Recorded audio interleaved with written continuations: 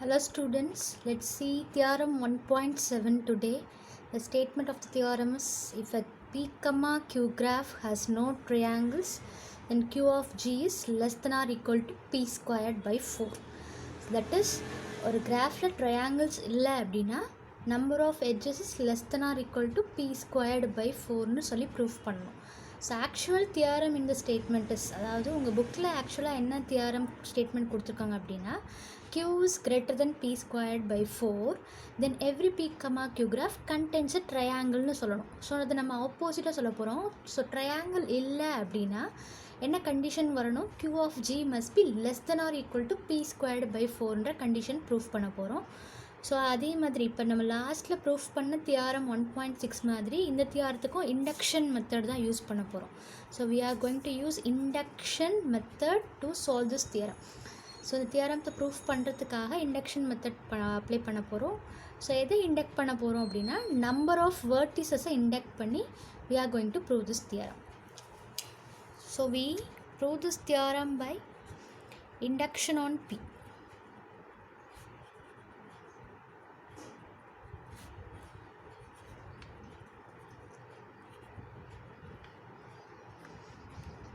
What is P? P is the number of vertices of a graph.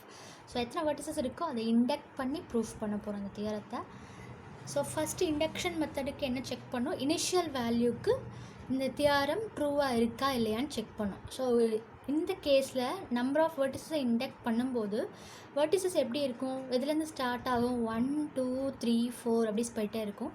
So இந்த வேர்டிசஸை நான் ரெண்டாக பிரிச்சுக்கிறேன், ரெண்டு கேஸாக பிரிச்சுக்கிறேன். ஸோ எப்படி பிரிச்சுக்கிறேன்? ஈவன் வேர்டிசஸை ஒரு கேஸாகவும் ஆட் வேர்டிசஸை இன்னொரு கேஸாகவும் ரெண்டு கேஸுக்கு பார்க்க போகிறோம். ஸோ ஃபஸ்ட்டு கேஸில் ஈவன் வேர்டிசஸ்லாம் எடுத்துகிட்டு இந்த தியரத்தை ப்ரூஃப் பண்ண போகிறோம். ஸோ ஈவன் வேர்டிசஸுக்கு இண்டக்ஷன் மெத்தட் அப்ளை பண்ணி ஃபஸ்ட்டு ப்ரூஃப் பண்ண போகிறோம்.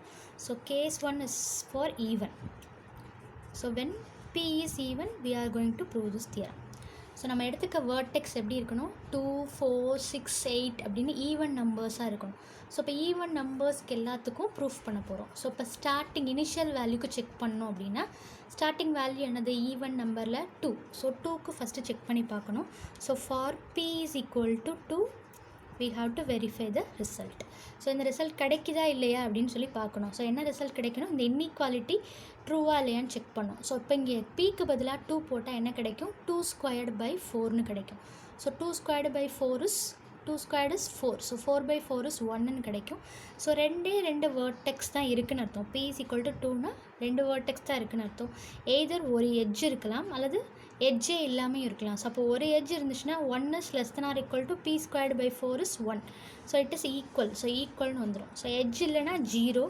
ஸோ அப்போ இந்த கண்டிஷன் சாட்டிஸ்ஃபை ஆகுது. ஸோ அப்போ for P is equal to 2, the inequality is trivial. So you need not check. So அப்படியே பார்த்தாலே உங்களுக்கே தெரிஞ்சிடும். It's obvious result. So inequality is trivial.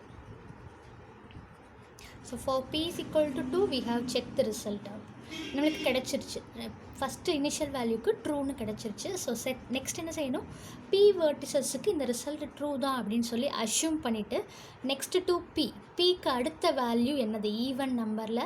இப்போ Pக்கு அடுத்த வேல்யூ ஈவன் நம்பரில் என்னவாக இருக்கும்? P + 2வாக இருக்கும். இப்போ ஒரு வேளை 2க்கு செக் பண்ணிட்டோம். இப்போ Pயோட வேல்யூ 4 அப்படின்னா இதுக்கு அடுத்த வேல்யூக்கு என்ன செக் பண்ணுவீங்க? What is P + 2? It is 6.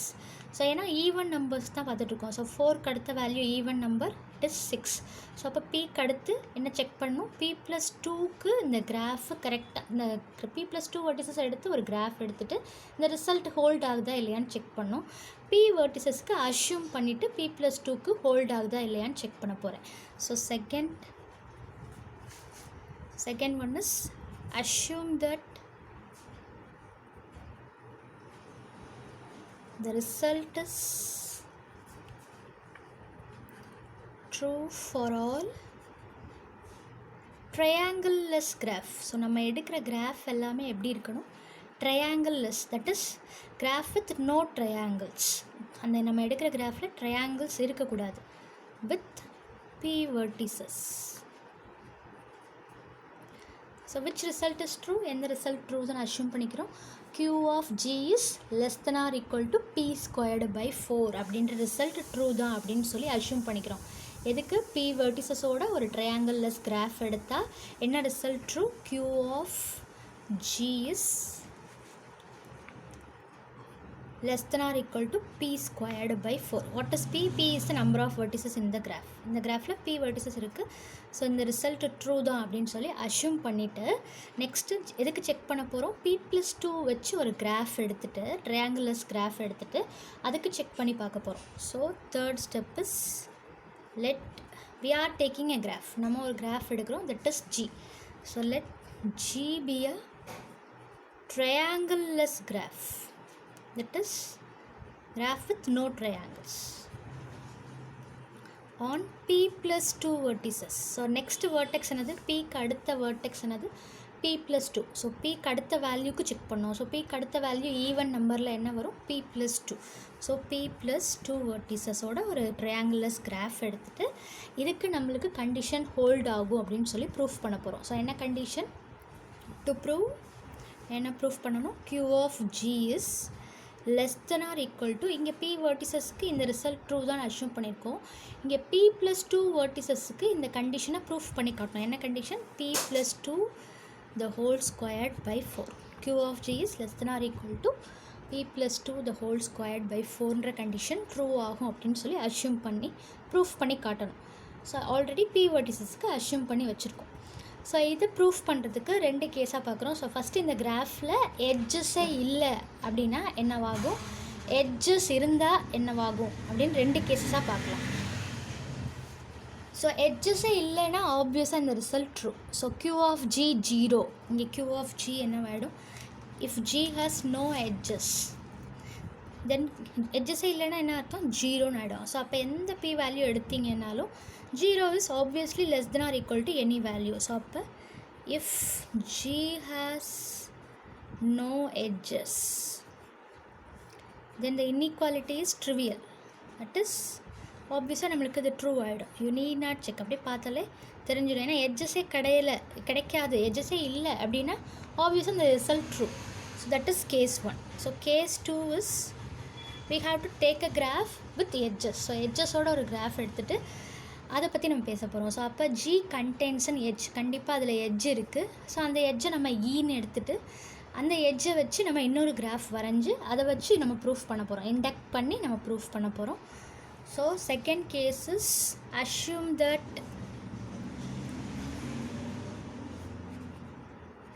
G contains an edge. ஒரு எட்ஜ் இருக்குது அப்படின்னு சொல்லி அஷ்யூம் பண்ணிக்கிறோம். That is E. So E is equal to U, V. அப்படின்னா என்ன அர்த்தம்? யூவையும் வியையும் கனெக்ட் பண்ணுற எட்ஜ் தான் E அப்படின்னு நான் எடுத்துக்கிறேன். ஸோ இப்போ ஒரு எக்ஸாம்பிள் கிராஃப் பார்த்துட்டு திருப்பி will come back to the proof. Okay, yes. So ஜின்ற கிராஃபில் ஈன்ற எட்ஜ் இருக்கிற மாதிரி ஒரு சாம்பிள் கிராஃப் வரைய போகிறேன். ஸோ என்னென்ன கண்டிஷன்ஸ்லாம் இருக்கணும்? நம்ம எடுக்கிற கிராஃபில் ட்ரையாங்கிள் லெஸ், அதாவது ட்ரையாங்கிள்ஸ் இருக்கக்கூடாது. அது போக ஈவன் நம்பர் ஆஃப் வெர்டிசஸ்க்கு தான் நம்ம செக் பண்ணிகிட்ருக்கோம். ஸோ அப்போ ஈவன் நம்பர் ஆஃப் வெர்டிசஸ் தான் எடுக்கணும். ஸோ அப்போ 1 2 3 4 5 6 வெர்டிசஸ் எடுத்திருக்கேன். So u, v is an எட்ஜுன்னு கொடுத்துருக்காங்க. That is E. ஸோ இந்த எட்ஜ் ஆல்ரெடி ஈன்னு நம்மளுக்கு தெரியும். ஸோ அப்போ ஈன்னு நேம் பண்ணிக்கிறேன் எக்ஸாம்பிளில். ஸோ தட் இஸ், ஸோ இந்த ஒரு கிராஃப் எடுத்திருக்கேன். So P, Q, R, W அப்படின்னு நேம் பண்ணிக்கிறேன் ரிமைனிங் வெர்டிசஸை. ஸோ இந்த கிராஃபில் ட்ரையாங்கிளே கிடையாது. ஸோ ட்ரையாங்கிள் இல்லாமல் ஒரு கிராஃப் எடுத்துக்கணும். ஈவன் நம்பர் ஆஃப் வெர்டிசஸ் எடுத்து செக் பண்ணணும். ஸோ இப்போ இந்த கிராஃபில் இந்த எட்ஜை நான் ரிமூவ் பண்ணி இன்னொரு கிராஃப் வரைய போகிறேன். ஸோ அப்போ G மைனஸ் இந்த எட்ஜை மட்டும் இல்லை, இந்த ரெண்டு வேர்டெக்ஸையுமே ரிமூவ் பண்ண போகிறேன். So that is G minus U, V.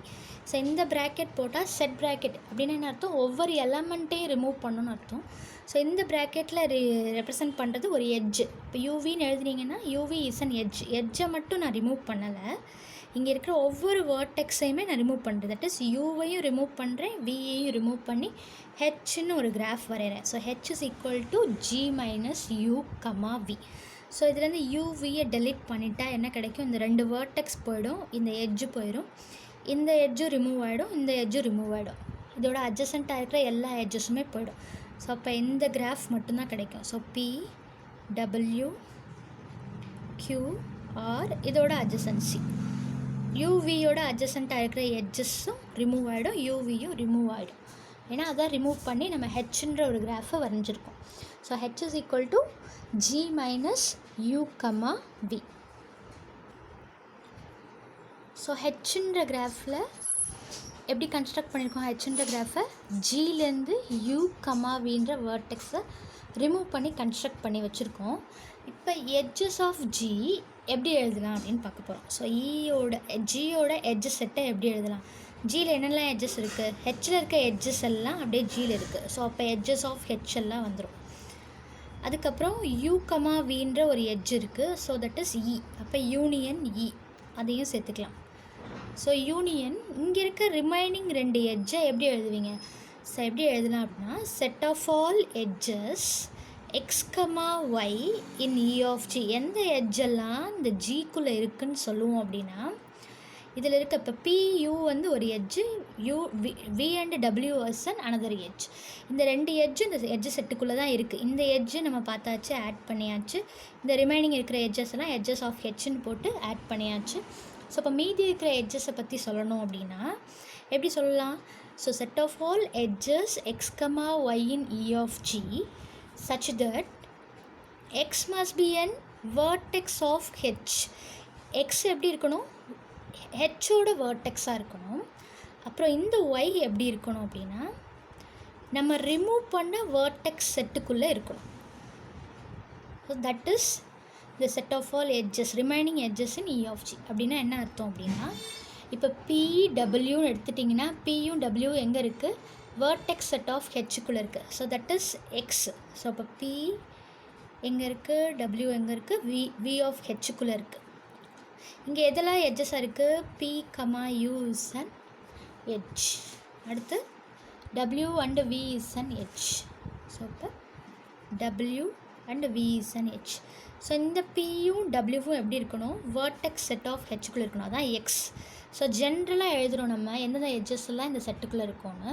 So அப்போ எல்லா எட்ஜஸை பற்றியும் நம்ம எழுத முடியாது, ஒவ்வொரு எட்ஜாக எடுத்து எழுத முடியாது. நம்ம ஜென்ரலாக காமன் கிராஃபுக்கு பார்த்துட்ருக்கோம். ஸோ அப்போ எப்படி இருக்கும்? ஒரு வேர்டெக்ஸ் செட்டு ஹெச்சோட வேர்டெக்ஸ் செட்டுக்குள்ளே இருக்கும். இன்னொரு வேர்டெக்ஸ் நம்ம ரிமூவ் பண்ண வேர்டிசஸ் செட்டுக்குள்ளே இருக்கும். இங்கே பார்த்திங்கன்னா யூவும் வியும் நம்ம ரிமூவ் பண்ண வேர்டெக்ஸ் செட். ஸோ அப்போ இது ரெண்டும் தான் எப்படி இருக்குது? எட்ஜாக இருக்குது. ஒரு வேர்டெக்ஸ் செட் ஆஃப் ஹெச் நம்ம வரைஞ்ச சப்கிராஃப், இந்த 2 வேர்டெக்ஸை ரிமூவ் பண்ணி வரைஞ்ச சப்கிராஃப்குள்ளே இருக்கும். சப்கிராஃபோட வேர்டெக்ஸ் செட்டுக்குள்ளே இருக்கும். இன்னொரு வேர்டெக்ஸ் நம்ம ரிமூவ் பண்ண வேர்டெக்ஸ் செட்டுக்குள்ளே இருக்கும். ஸோ இந்த எட்ஜஸ் எல்லாம் சேர்த்தா தான் நம்மளுக்கு என்ன கிடைக்கும்? எட்ஜஸ் ஆஃப் ஜி கிடைக்கும். அப்படின்னா என்ன அர்த்தம்? இந்த எட்ஜஸ் எல்லாம் ஆல்ரெடி ஹெச்சோட எட்ஜஸாக இருக்குது.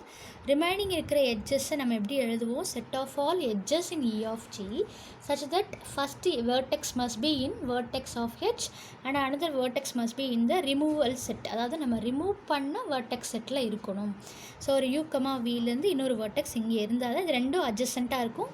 நம்ம வரைஞ்ச கிராஃபில், அந்த கிராஃப்லேருந்து தான் ஹெச்ன்ற கிராஃபை நம்ம வரைஞ்சிருக்கோம். ஸோ இ ஆஃப் ஜியை பற்றி பேசும்போது வாட் இஸ் இ ஆஃப் ஹெச்ன்னு நம்ம ஃபைண்ட் பண்ணோம். எப்படி இருக்கும் இ ஆஃப் ஹெச்?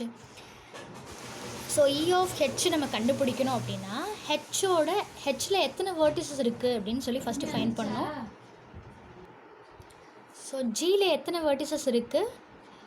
6 வேர்டிசஸ். இன் ஜென்ரலாக ஜியில் எத்தனை வேர்டிசஸ் வச்சுருக்கோம்? P+2 வேர்டிசஸ் வச்சுருக்கோம். இதில் 2 வேர்டெக்ஸை ரிமூவ் பண்ணி தான் இந்த கிராஃப் வரைஞ்சிருக்கோம். அப்போ ஹெச்சில் எத்தனை வேர்டிசஸ் வந்துடும்? P வேர்டிசஸ் இருக்குது அப்படின்னு வந்துடும். ஸோ 2 வேர்டெக்ஸை ரிமூவ் பண்ணிட்டா P+2 - 2 இஸ் P. ஸோ அப்போ ஹெச்சில் ஜியில் ட்ரையாங்கிள் கிடையாது, ஹெச்லேயும் அப்போ ட்ரையாங்கிள் வராது. அப்போ ஹெச் என்ன வந்துடும்? ட்ரையாங்கிள்லெஸ் கிராஃப் ஆகிடும். ஸோ அப்போ இண்டக்ஷன் ஹைப்போதசிஸ் அப்ளை பண்ணலாமா? என்ன அஷ்யூம் பண்ணியிருக்கோம் செகண்ட் ஸ்டெப்பில்? Assume that the graph result is true for all graphs triangleless graphs with P vertices. P வெர்டிசஸோடு இருக்கிற கிராஃபுக்கு எல்லாத்துக்கும் ரிசல்ட் ட்ரூன்னு அஷ்யூம் பண்ணியிருக்கோம். அப்போ இந்த கிராஃபில் ட்ரையாங்கிள் கிடையாது, இதில் நம்பர் ஆஃப் வெர்டிசஸும் P இருக்குது அப்படின்னா H is also a triangleless graph with P vertices. அப்படின்னா என்ன கண்டிஷன் ட்ரூ ஆகிடும்? Q of H is, so H is a triangleless graph with P vertices. ஏன் இது ட்ரையாங்கிள்லெஸ்? நம்ம எடுத்துக்க ஜிஏ ட்ரையாங்கிள்லெஸ் கிராஃப் தான். Since G is a triangle-less graph, H is also a triangle-less graph. G triangleless கிராஃபாக இருக்கிறதுனால தான் ஜிலேருந்து தான் சப்கிராஃப் வரைஞ்சோம் ஹெச். அப்போ அதுலேயும் ட்ரையாங்கிள் இருக்காது. So H is a triangleless graph with P வெர்டிசஸ்னால் இண்டக்ஷன் ஹைப்போதசிஸ் படி என்ன வரும்? By induction you will get q of h is less than or equal to p squared by 4 வந்துடும். அப்படின்னா edge of h தான் என்னது? q of h. q of h பற்றி நம்ம கண்டுபிடிச்சிட்டோம். It is less than or equal to p squared by 4னு. Singleton ஈனா எத்தனை எட்ஜ் இருக்கும்? ஒரு எட்ஜ் இருக்குன்னு சொல்லிட்டோம். ஸோ இப்போ இந்த செட்டுக்குள்ளே எத்தனை எலமெண்ட்ஸ் இருக்கணும்? இதோட கார்டினாலிட்டி என்ன? இதில் நம்பர் ஆஃப் எலமெண்ட்ஸ் எப்படி இருக்கும்? இதில் எத்தனை எட்ஜஸ் இருக்குன்னு கண்டுபிடிக்க போகிறோம். ஸோ இதில் எத்தனை எட்ஜஸ் இருக்குன்னு கண்டுபிடிக்கிறதுக்கு முன்னாடி we have to check a condition. என்ன கண்டிஷன்? இப்போ ஒருவேளை இப்போ இந்த q அப்படின்ற இங்கே இருக்க க்யூன்ற வேர்டெக்ஸ் யூவோடையும் அட்ஜசண்ட்டாக இருந்து வியோடையும் அட்ஜசண்ட்டாக இருந்துச்சுன்னா என்னவாயிடும்? இதோடையும் அட்ஜசண்ட்டாக இருந்துச்சுன்னா என்னவாயிடும்? It becomes a triangle. So ட்ரையாங்கிளாக மாதிரியும். ஆனால் நம்ம எடுத்துக்க கிராஃபில் என்ன வரக்கூடாது? ட்ரையாங்கிளே வரக்கூடாது. அப்போ ஒரு வேர்டெக்ஸ் எப்படி இருக்காது? வியூவோடையும் அட்ஜசண்ட்டாக இருந்து வியோடையும் அட்ஜசண்ட்டாக இருக்காது. அதே மாதிரி ரெண்டு அட்ஜசன்ட் வேர்டிசஸ் சேம் வேர்டெக்ஸ் தான் நம்ம ரிமூவ் பண்ண சேம் வேர்டெக்ஸோட அட்ஜசண்ட்டாக வராது. ஸோ அப்போ அப்படி அட்ஜசண்ட்டாக இருந்துச்சுன்னா ட்ரையாங்கிளாக மாறிடும். அப்படின்னா என்ன அர்த்தம்? இதில் எத்தனை வேர்டிசஸ் இருக்குது? பி, கியூ, ஆர், டபிள்யூ அப்படின்னு சொல்லி 4 வேர்டெக்ஸ் இருக்குது. ஸோ நம்ம ரிமூவ் பண்ண எட்ஜஸ் எத்தனை இருக்குது? ரெண்டு எட்ஜஸ் தான் ரிமூவ் பண்ணியிருக்கோம். இஃப் வி ஹாவ் இங்கே ஒரு வேளை இந்த அட்ஜசன்சி இல்லாமல் இங்கே ஒரு வேளை இங்கே அட்ஜசன்சி இருந்தால் திஸ் இஸ் ஆல்சோ ட்ரையாங்கிள்லெஸ் கிராஃப். இதுவும் என்ன தான்? ட்ரையாங்கிள்லெஸ் கிராஃப் தான். அப்போ என்னவாகும்? இந்த வேர்டெக்ஸோட இது அட்ஜசண்ட்டாக இருக்கிறதுனால இதுவும் ரிமூவ் ஆகிருக்கும். So you will get the same graph. இதே கிராஃப் தான் கிடச்சிருக்கும். ஆனால் எத்தனை எட்ஜஸ் ரிமூவ் ஆகிருக்கோ அதான் இந்த செட்டுக்குள்ளே எழுதியிருப்பீங்க. So that is q, v. So அப்போ இதில் என்ன ஆட் ஆகிருக்கும்? q, vன்ற ஒரு எட்ஜும் ஆட் ஆகிருக்கும். ஸோ q, vன்ற எட்ஜும் ஆட் ஆகிருக்கும். q வந்து வேர்டெக்ஸ் செட் ஆஃப் ஹெச்சில் இருக்கும். v எங்கே இருக்கும்? நம்ம ரிமூவ் பண்ண செட்டுக்குள்ளே இருக்கும். So x belongs to v of h, y belongs to u, vனா இங்கே q வந்து v ஆஃப் ஹெச்சுக்குள்ளே இருக்கும், v வந்து u, vக்குள்ளே இருக்குன்னு வந்துடும். ஆனால் இப்போ இந்த வேர்டெக்ஸ் யூவோடையும் அட்ஜசண்ட்டாக இருந்து வியோடையும் அட்ஜசண்ட்டாக இருந்தால் it will become a triangle. அப்போ நம்ம ரிமூவ் பண்ண எட்ஜஸ் எத்தனை? 3 எட்ஜஸ். இப்போ எத்தனை வேர்டிசஸ் இருக்குது இந்த கிராஃபில்? 4 வேர்டிசஸ் இருக்குது. ஸோ இது ரெண்டையும் கம்பேர் பண்ணும்போது எப்படி இருக்குது? Less than or equal to 4. இதில் எத்தனை வேர்டிசஸ் இருக்குது? ஜென்ரலாக வச்சுருக்கோம் p. ஸோ இந்த ரிமூவ் பண்ண எட்ஜஸ் எல்லாம் தான் இந்த செட்டாக போட்டு வச்சுருக்கோம். That is set of all x, y in E of G such that x must be in the vertex set of H and y must be in the removal set, that is u, v என்ற செட்டுக்குள்ளே இருக்கணும்னு சொல்லி வச்சுருக்கோம். So அப்போ இது ரெண்டுக்கும் relation என்ன வந்துடும்? Cardinality of this set is less than or equal to p அப்படின்னு வந்துடும். நீங்கள் ரிமூவ் பண்ணுற எட்ஜஸுக்கும் நம்ம ஹெச்சில் வச்சுருக்க வேர்டிசஸ்க்கும் ரிலேஷன் என்னவாயிடும்? 4. இதில் நம்பர் ஆஃப் வேர்டிசஸ் எத்தனை இருக்குது? 4 இருக்குது. இதில் ரிமூவ் பண்ணுற எட்ஜஸ் 3 இருக்குது. ஸோ அப்போ இந்த செட்டே less than or equal to இந்த செட்டே ஃபுல்லாக less than or equal to pன்னு வந்துடும். ஸோ அப்போ எப்படி எழுதலாம்? q of g எப்படி எழுதலாம்? q of g is equal to q of h.